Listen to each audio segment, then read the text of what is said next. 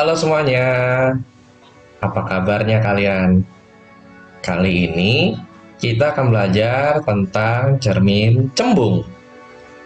Kompetensi dasarnya yaitu 3.12, menganalisis sifat-sifat cahaya, pembentukan bayangan pada bidang datar dan lengkung, serta penerapannya untuk menjelaskan proses penglihatan manusia, mata serangga, dan prinsip kerja alat optik.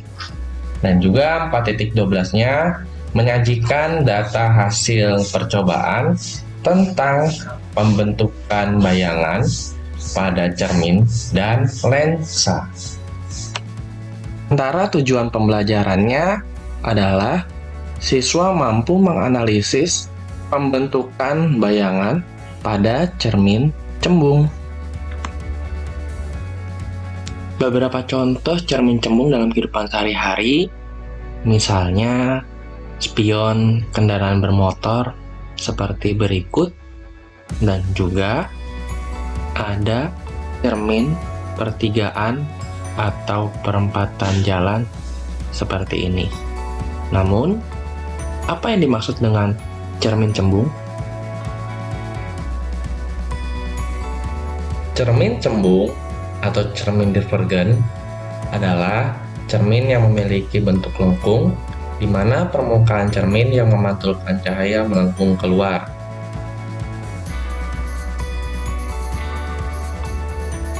Contohnya spion motor dan mobil, cermin jalan, dan helm motor.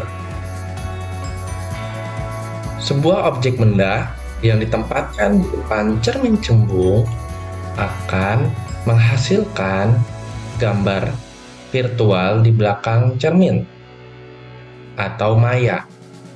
Ukuran gambar dikurangi atau diperkecil dan selalu tegak.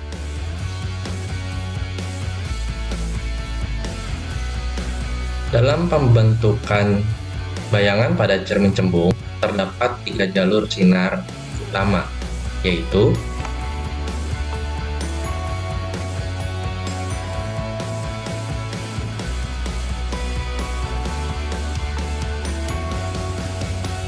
sinar ini awalnya sejajar dengan sumbu utama. Namun, oleh karena itu tampak seolah-olah berasal dari titik fokus F setelah direfleksi dari cermin. Jadi jika digambarkan ada gambar garis putus-putus di belakang cermin menuju titik F, seperti pada gambar.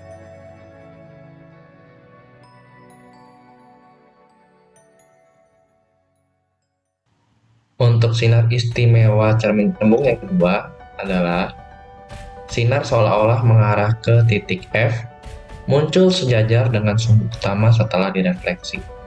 Jadi seakan-akan menuju titik fokus, kemudian dipantulkan menuju sumbu utama. Untuk sinar istimewa yang ketiga seperti berikut.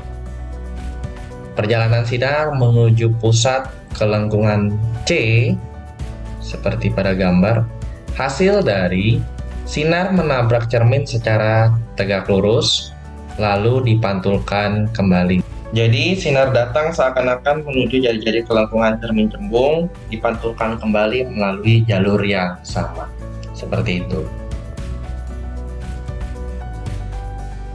Ini adalah proses pembentukan bayangan pada cermin cembung menggunakan 2 sinar istimewa. Yang pertama, sinar datang sejajar dengan sumbu utama lalu dipantulkan seakan-akan dari titik fokus.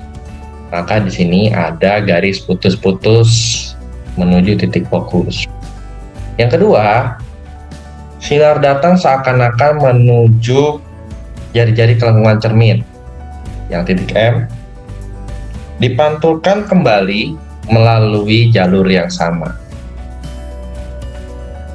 Lalu bertemulah titik temunya di sini, itu adalah letak bayangannya. Setelah kita gambarkan dan kita cermati baik-baik, maka sifat bayangan yang terbentuk yang pertama adalah maya, karena letaknya di belakang cermin, lalu tegak, bentuknya tidak terbalik, dan diperkecil. Ini adalah sifat dari bayangan yang dibentuk oleh cermin cembung. Selanjutnya yang akan kita bahas adalah bagaimana persamaan yang dipakai pada cermin cembung ini. Persamaannya adalah seperti berikut. 1 per F sama dengan 1 per SO ditambah dengan 1 per SI. Seperti itu untuk persamaannya, di mana F adalah jarak fokus dalam sentimeter dan bernilai negatif. Lalu SO adalah jarak benda di depan cermin dalam satuan sentimeter juga. Lalu SI adalah jarak bayangan yang dibentuk. Bernilai negatif dikarenakan bayangan bersifat maya.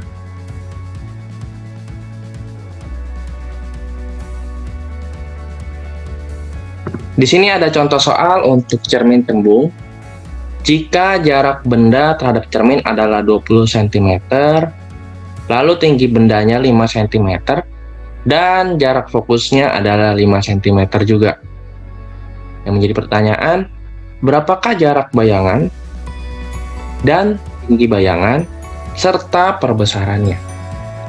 Di sini kita mengetahui bahwa nilai SO itu sama dengan 20 cm dan F-nya adalah minus 5 cm karena nilai fokus pada cermin cembung adalah negatif. Lalu untuk tinggi bendanya adalah 5 cm. Yang ditanyakan adalah nilai jarak bayangannya I, lalu tinggi bayangannya HI, dan juga M atau perbesarannya berapa. Mari kita gunakan persamaannya. 1 per F sama dengan 1 per SO ditambah 1 per SI.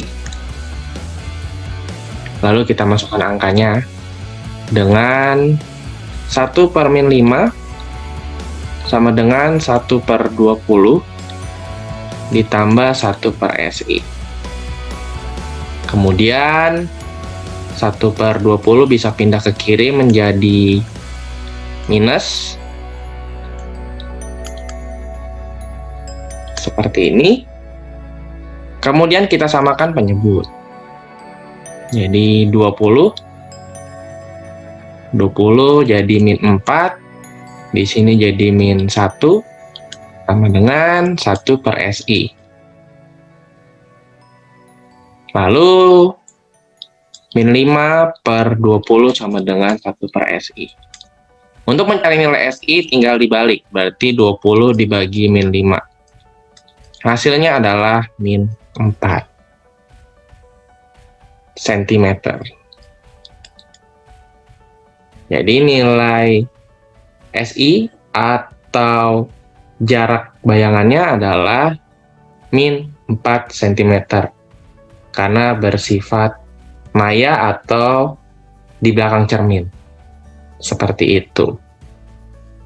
Lalu kita mencari nilai perbesarannya dulu. Untuk mencari nilai perbesaran,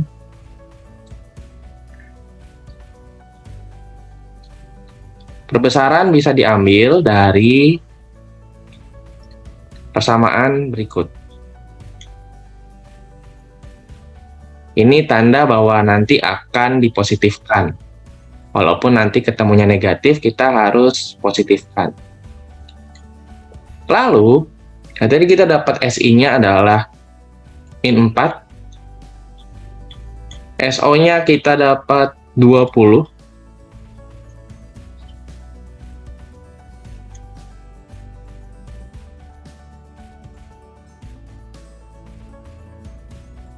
Kita dapat jadi 1/5 kali.